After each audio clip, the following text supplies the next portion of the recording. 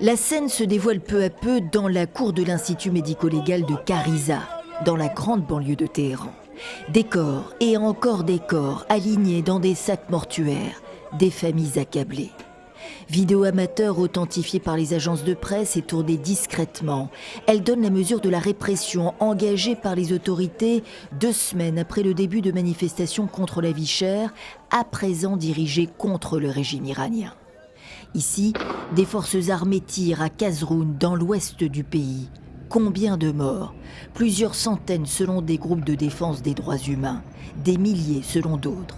Impossible à savoir en l'état. Car Internet est bloqué ainsi que les appels téléphoniques depuis samedi soir. Les manifestations se poursuivent malgré tout dans un grand nombre de villes iraniennes. Et les vidéos fuitent à l'étranger, probablement grâce à des moyens satellitaires.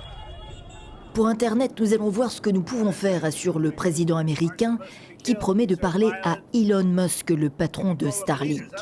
Donald Trump réitère ses menaces d'intervention en Iran. Nous examinons les choses très sérieusement. Les militaires étudient la question et nous envisageons de très sérieuses options.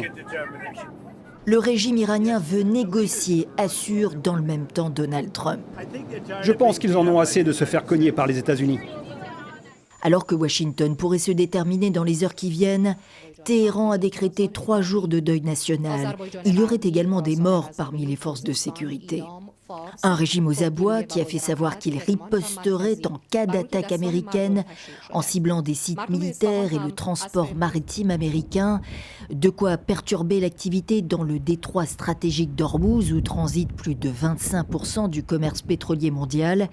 La Chine se positionne ce lundi sans surprise contre les ingérences étrangères et appelle à la paix.